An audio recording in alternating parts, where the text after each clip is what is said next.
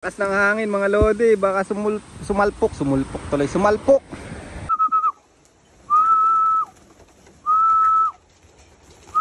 Pasok na pasok sa banga mga lodi. Oh, wasak yung dibdib niya mga lodi. Ayan, mayroon pang ano ng sugat to, sumalpok to. Ito yung inbreed ni paring stubborn. Wasak ang dibdib nito na ayun, oh, buka pa mga lodi oh.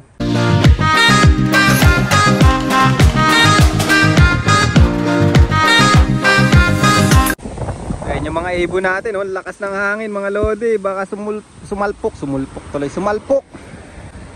Ayan, ayan sila, nako, baka sumalpok. Ingat lang sa paglipad. In-enjoy nila mga lodi dati, hindi, mga 5 minutes lang bumababa na. Ngayon, mga 15 minutes na siguro lumilipad dyan. Ayan, lakas ng hangin eh. Ayan, talagang ayaw nilang bumaba. Ayan, ayan, labas dito yan. Ayun, So yun mga kalapatid, nakita nyo na naman yung pagmumukha ko yan. So for today's video mga lodi, yan, habang nagpaparoda tayo kanina at takot na takot ako nga sumalpok sila. Dahil yung inbreed ni stubborn, yung kauna-unahang inbreed ni stubborn na Mili, nung last 2 weeks yata, napansin ko po pagka naglilinis ako, nagkakayad ako dun sa loob ng loop, ang baho. Sabi ko tinanggal ko naman yung mga nest. Wala na akong nagbe-breed, di na ako nagbe-breed doon sa loob ng loop ko. Sabi ko, ba't kaya baho pa rin?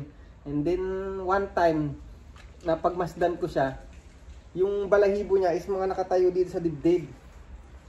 Tapos, tiningnan ko, napakailap ng ibon na yun. Saglit lang, napansin ko yung buto niya rito sa dibdib, mga lodi, wak-wak. Ibig sabihin, sumalpok siya, mga lodi. Ayan. Kaya ingat din kayo pag nagpaparonda kayo ng kalapati, lalo pag malakas ang hangin. Ayan, mas mabuting ipahinga nyo na lang sa loob ng loop kaysa madisgrasya mga lodi. Ayan. So naghahalo ko ng patoka nila at nilagyan ko ng pink powder. Ayan.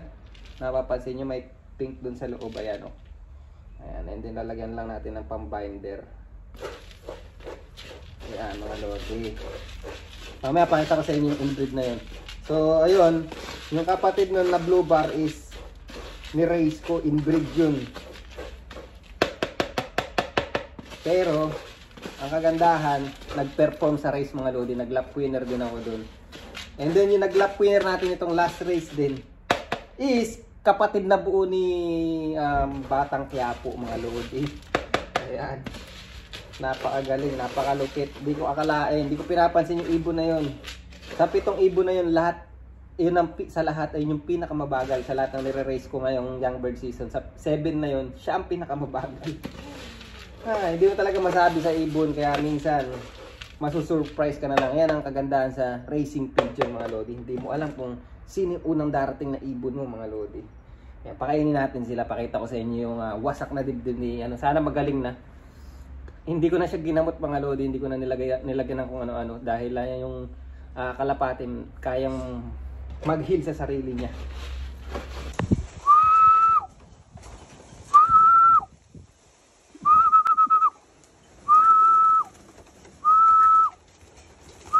Pasok na pasok sa banga mga lodi. Grabe. Parang inihigop ng ating trapdoor mga lodi. Okay, go. Let's eat. Sino to? Doon ka kumain. Saka pa, doon, kain doon.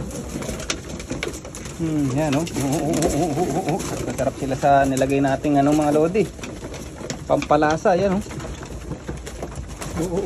may tumatawid pa. Ayan yung inbreed na yan. Pakita ko sa inyo, tingnan natin dibdib mamaya kung magaling na. Ayan, gagawin ko lang breeder yan, di ko naman siya i-raise mga lodi. Kaya kahit na mawasak na yung dibdib niya, but syempre mas maganda pa rin kung nasa magandang kondisyon. Ayan. Pero may mga duplicate tayo niyan eh. Itong Mili na to. Ayan, ito. Ayan, i-raise natin to sa old bird. Inbreed din yan mga lodi. Nasaan na ba yung blue bar niyan? Ayan kaganda Pag nagsipag yaring magmolto si sexy tari, ang pangit eh. Baka hindi natin to i-raise to. Uy, dun.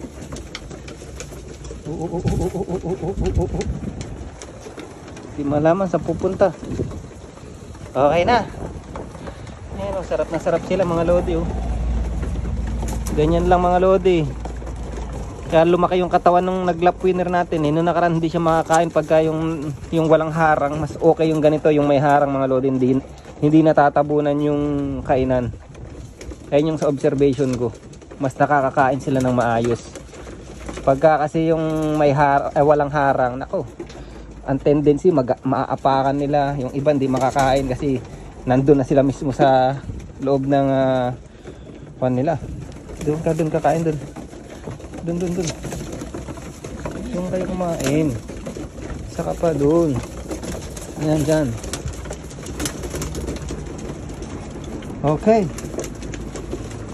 So yun mga kalapatids, ito yung inbreed ni paring stubborn mga lodi. Molt ang muka pero ay putya laka. Ito napakailap na ibon nito. Grabe ang ilap. Ayan Napansin ko, sabi ko ang baho sa loob ko. Amoy ang baho. Tapos ayan wasak yung dibdib niya mga lodi. Ayan, meron pang ng sugat Sumalpok to. Ito yung inbreed ni paring stubborn. Wasak ang dibdib nito na ayan buka pa mga lodi Ayan po, sugat wasak.